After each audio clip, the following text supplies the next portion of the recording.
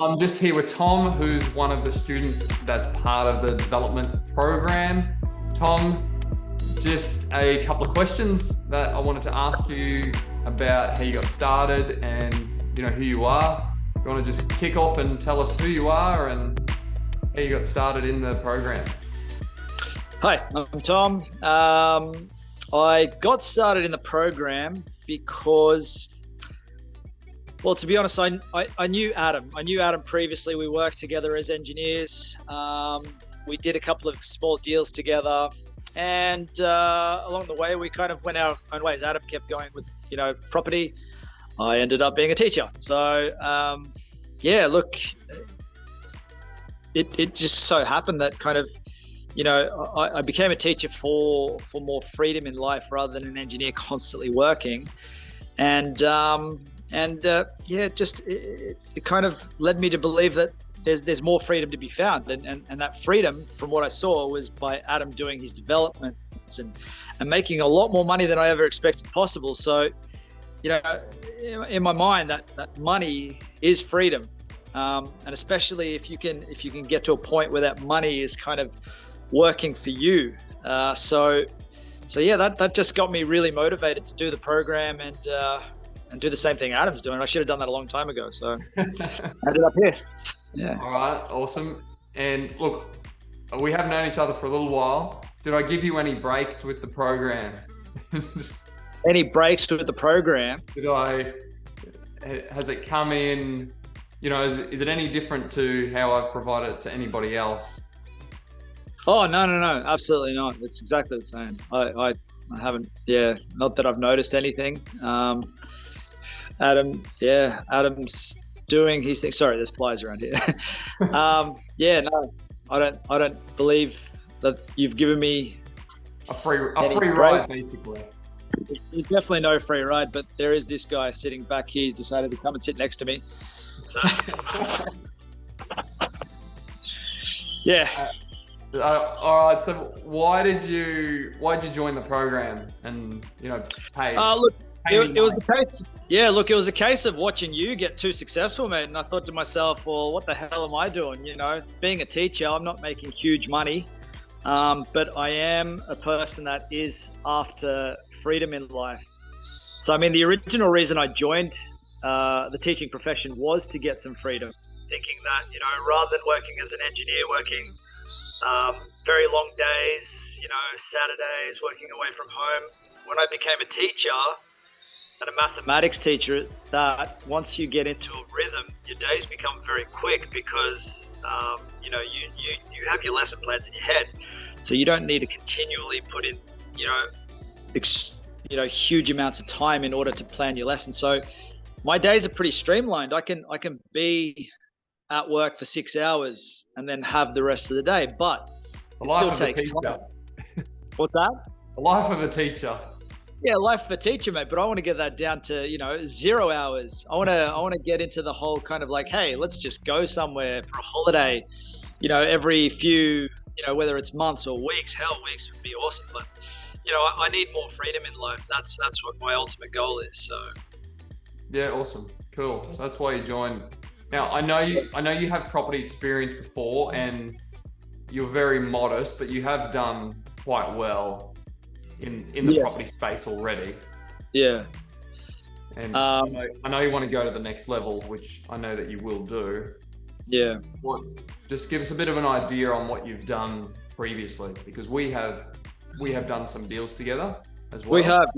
We have. When we were working as engineers, obviously we did a few renovated flip properties, one in a short space, one in a not so short space.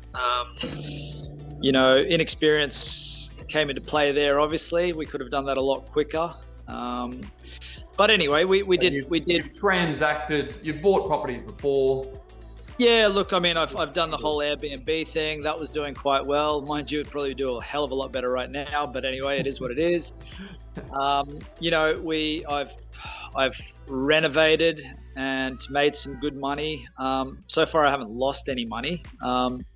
It's just a matter of my timing's been a bit off, and I could have made a lot more money had I have, potentially waited and then blah, blah, blah, got in the market. But I'm at a point where it looks like I'm going to make very good money on my current house. That's hoping, but these are all still renovators, hold, sell type situations. I need to get into developing to start making development money. So that's next stage for me. Yeah, okay. You answered my next question about, why not just stick to doing what you've been doing? Because if I stick to it, I'm still working a full-time job. And the idea is to get out of the full-time job, get into this. Not to your level. I mean, if you're doing, enormous things and probably you've made it a full-time job for yourself. I'm probably not the kind of person that could handle overly too much stress. But, and look, maybe it's not that stressful, I don't know. But the point is to get into something that I enjoy doing, which I enjoy. I enjoy property. But just kind of gain more freedom, I guess. Yeah, okay. Good passive income that can give us a lifestyle that we want. So, yeah, awesome. So what's the plan? You're selling your current property, and I know you've already mentioned it to me. Yeah, look, I mean, the idea is to sell, kind of sit for a little bit, or get active, obviously, in looking for properties, for development properties. Put in some cheeky offers, obviously. Try to get them, under market value, and then start. Obviously, I'm expecting prices to kind of soften next year. If that's the case, that'd be awesome. But it's a matter of obviously pulling out money right now out of our home because banks are just not willing to give me what I need to get it happening. Investors, I had one investor on board, but circumstances changed. He had to pull out. So it's maybe a little bit more difficult for someone like myself who hasn't got the track record for people to just kind of throw big money at, thinking that they're going with someone that's going to give them the returns that they're expecting. So yeah, look, do it on my own. I know you're talking modestly, but I do know the properties you're looking at are fairly substantial in terms of the dollar value. So when you talk about bringing in investors, you're literally talking about doing your first property development deal and bringing in a multi-million-dollar investor potentially. Yeah, that's right. Which is it's a bit of a step up, I suppose.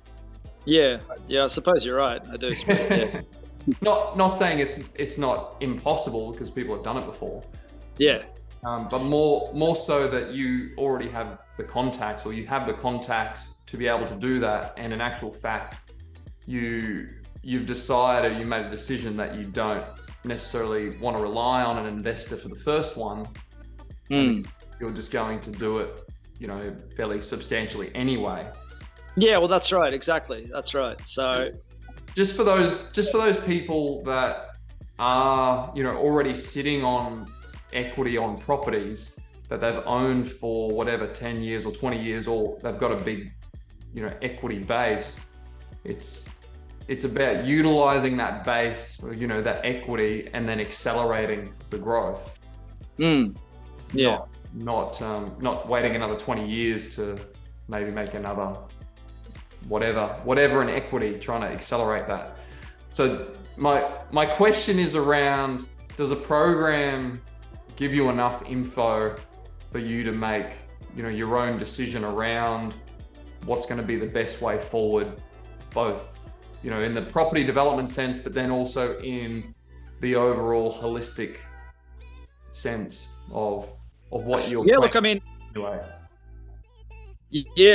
Look, while I don't have anything to really compare it to, I believe it does. I think it's very thorough and goes through all the stages, whether it's your mental state to get yourself prepared for what you're about to get into, but also the whole process of, the process of kind of just doing it. So, I think the program's really good. It's really comprehensive and kind of gets you in the right state to do it all. So, yeah. I know you're an engineer by profession. Yep. As well. So maybe we think similar. Is and I know I've had some people talk about this as well, is the program set out in an easy sequence, step by step? Um, Well, I hope you're going to say yes to that. well, look, I mean, I always have my own opinions because I'm a bit of a perfectionist, and but Maybe look, we should reverse that question. look, I think it's easy enough. I think it's definitely easy enough. That's all we need. Cut there. But you'd like to refine it. Well, if I had my hands on it, I'd definitely refine it. Says the engineer to the other engineer. Got it. Well, it says the teacher. If you want to teach people, there's got to be a systematic process. The teacher to the engineer. Yeah. Well, look, I'm happy for you to refine it and put it into an educational curriculum. Yeah. Well, look, mate, I can give you more suggestions if you like. All right, cool. Take them on, throw them away. I don't mind. So, look, what are you actually planning on doing? What's the development? Just give us an idea. Yeah. So the first one, I guess, would be a splitter where the house is already positioned, where we don't have to demolish it. It's just the safest route. The safest route is the first one, our first development, just to get that confidence up that we can do this and that we can pull money out of this.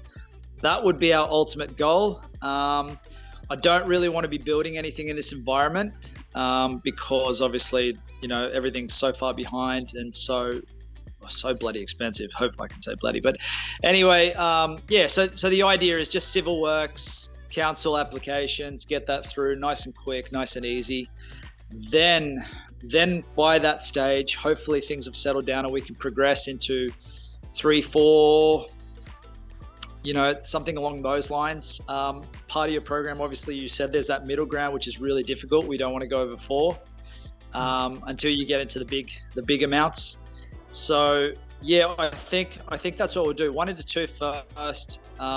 If that goes well, we'll start looking at those 3, 4s, potentially putting up some townhouses. I still look into that because I'm not totally sold on it. Depends on what the market's doing. And look, if we find that that's our thing, we'll keep doing that until it's not our thing. And if it's not our thing, sort of like you evolved, right? You started with the small stuff and you went to the big stuff. I don't know. Maybe that's where it'll take me as well. I'm not sure yet. The journey's only beginning for myself. So yeah, I guess we'll just see how it goes. Yeah, cool. Awesome. Look forward to the journey. Yeah, thanks. Me too. All right, we'll wrap it up at that. Okay. Thanks so much, Tom, for jumping on. That's okay. Anytime. Look forward to seeing the deals as they come through. And I know you've been astute with your buying in the past. Yes. And I know that whatever you set your mind to, you will achieve in. So I look forward to the next video where you've bought a site and you've made a couple of $100,000 at least. That's the plan, isn't it? Sorry? That's the plan. Yeah, well, you've done it before just through pure, persistency from your own will. So now I've sort of given you the keys to the kingdom. You should be able to do it in your sleep. and to let all your other people know as well, because I know you're pretty much saying that you can't really purchase too well through agents, but I still think you can. I still think you get some really good deals through agents as well, because it's just. I never said that. Oh, sorry, I misquoted. No. I know that it's better to get off-market deals, but there's still some. Yeah. It's more about being laser focused on a particular property, which you just told me what type of property you wanted to buy. So whether that deal comes off market or through an agent, it doesn't matter where it comes from. Doesn't matter as long as you're getting a good deal. Well, yeah, exactly. So you can buy things off market, under market value. You can buy things off agents. It's just that through agents, you just might have to go through a lot more properties. Yeah, that's right. Versus being laser focused off market, especially 100%. Especially if the off-market deals have development potential and the owner, the owners don't know the true potential of that site, don't know the development value Right. of that site.